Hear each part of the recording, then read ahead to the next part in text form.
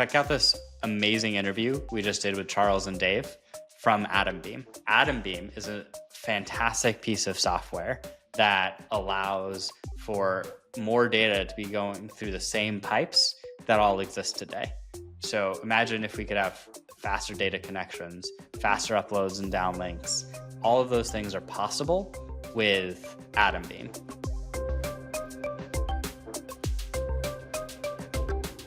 Charles, Dave, great to see you. It's been a pleasure working with you the last few years. So I want to learn a little bit more. Like, you have an active fundraise going on right now through the crowdfunding side. You've done some great work on the DoD. You have some fantastic relationships here in the commercial sector. What is the story? Where did this all start? So Atombeam is a software company, started in 2017. The biggest thing that we do, the most important thing, is that without changing your hardware, we can increase the information density of data so that when data moves, say, over a satellite or in a technical situation, with the same hardware you have today, we can increase the speed of it and the effective bandwidth that you get by a factor of 4 typically. And that allows for a game-changing application, not only in these austere military use cases for satellites, but also for communication satellites, for on-the-ground communications, right? Computer-to-computer communication. Data is the oil of the next century. And especially as you're moving into the AI era, it's going to supercharge everything we're doing. And the faster we can communicate, the faster we can have data sent through, the more we can speed the pipeline up, speed the answers, speed the outcomes that we're looking for. And I think you put it on your website, right? It's the power to supercharge AI efficiency. This really boils down into. Yeah, and the emphasis here is because this is a very fast, light compute.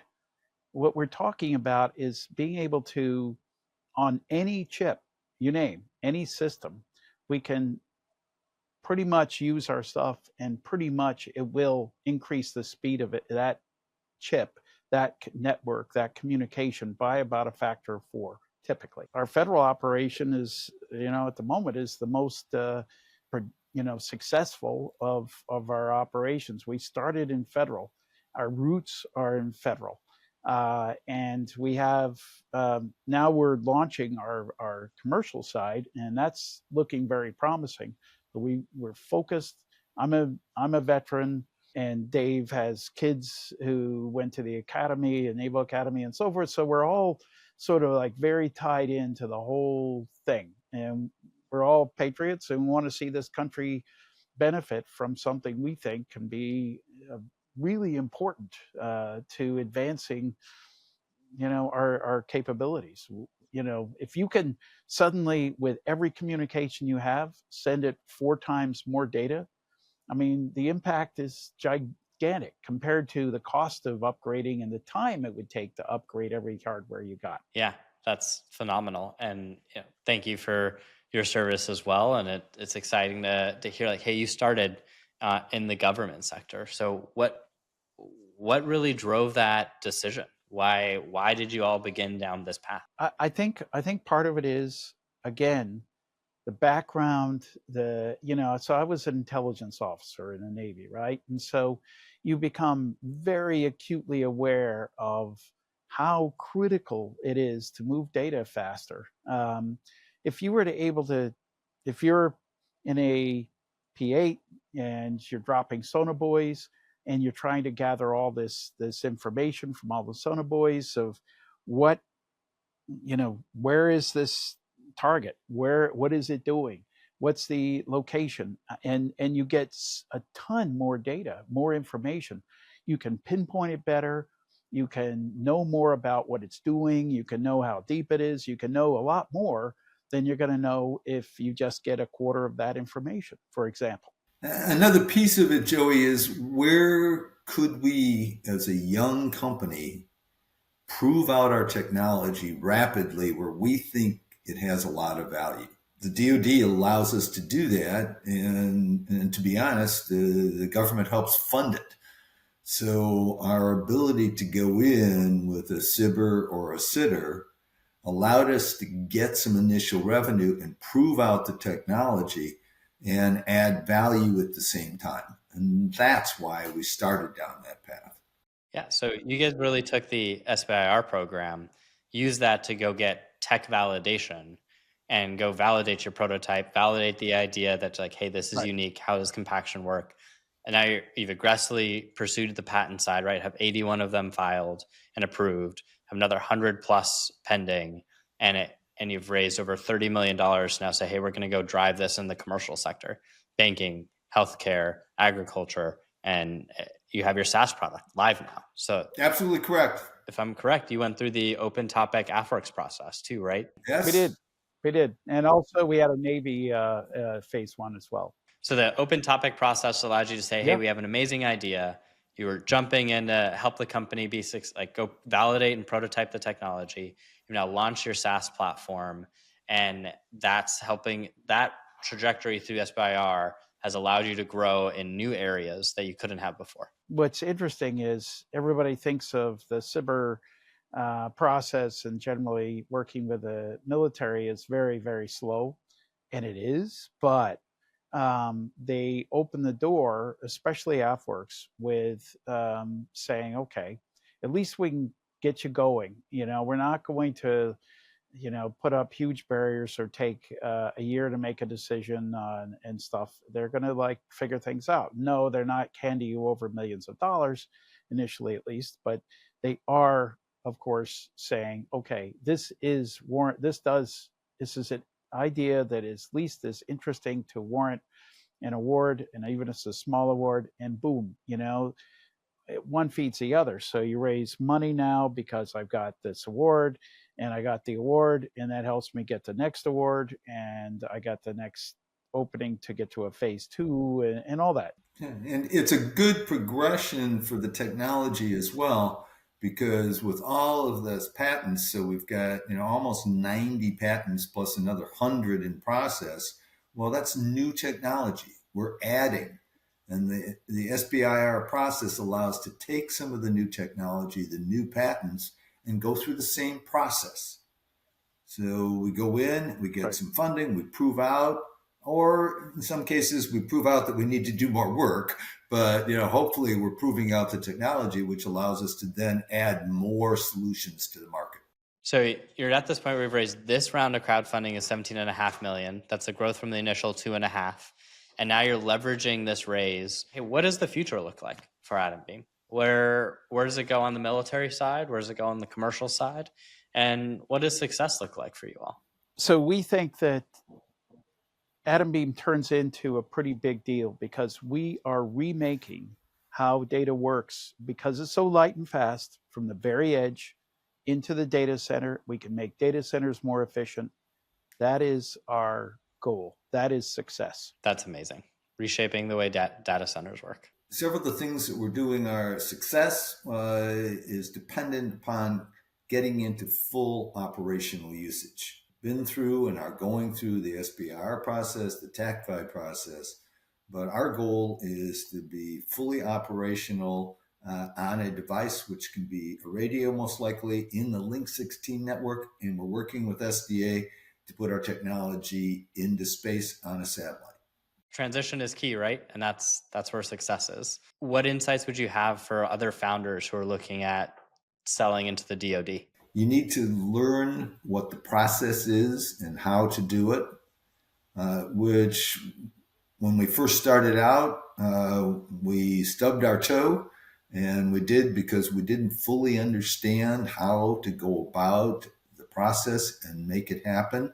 One, effectively, but two, you need to do it fairly quickly. You need to know when to go in and do things. And that's where the Outpost has been a great partner, because we've been able to use your resources, Joey, to help us understand how to do things effectively without just hiring a lot of headcount, which we couldn't afford in the early days. When you go into the process of looking to get funding from the government, if you want to do contracting with the government, it is amazingly complex. There are dozens of websites. If you want to penetrate that, you're going to need help. And that's where the Outpost has been of enormous benefit to us. You don't know why you're doing this form or even that you need to do it unless you get help. And Outpost has been, from the get-go, a massive benefit to us in terms of just being able to tell us the right things to do, when to do them, what's worth doing, what is a waste of time, how are we going to make ourselves into a successful government contractor. We can't do this on our own, and I don't think most companies, even though I had experience in this as a military person, I can't tell you how hard it is to figure out without help. And that's where the Outpost has been instrumental. Sure. It's an honor to work with you. It's an honor to build this together, and the drive, the focus, the intensity on making sure you are delivering for the customer is what has made Atombeam so successful. And this understanding of, hey, there's operational use cases we're here to deploy towards, and everything we're doing before that is just all about wanting to enable the speed of delivery. One thing to understand here is what we focused on so far in this conversation is NERPAC, which is the technology we use to increase the effective bandwidth of data communications and even inside of a data center. But we actually have two others that I want to mention briefly, because one is under an Air Force Research Laboratory contract that we obtained with Outpost help, that is for images, and it's called NERCOM instead of NERPAC. And what it is it's a very sophisticated AI that enhances the capabilities of off-the-shelf video compression. And so the Air Force is very keen on it. Right now, it's being used for synthetic aperture radar images, but it will be applicable to all kinds of sensor images. And it gets about twice as many sensor images through a pipe.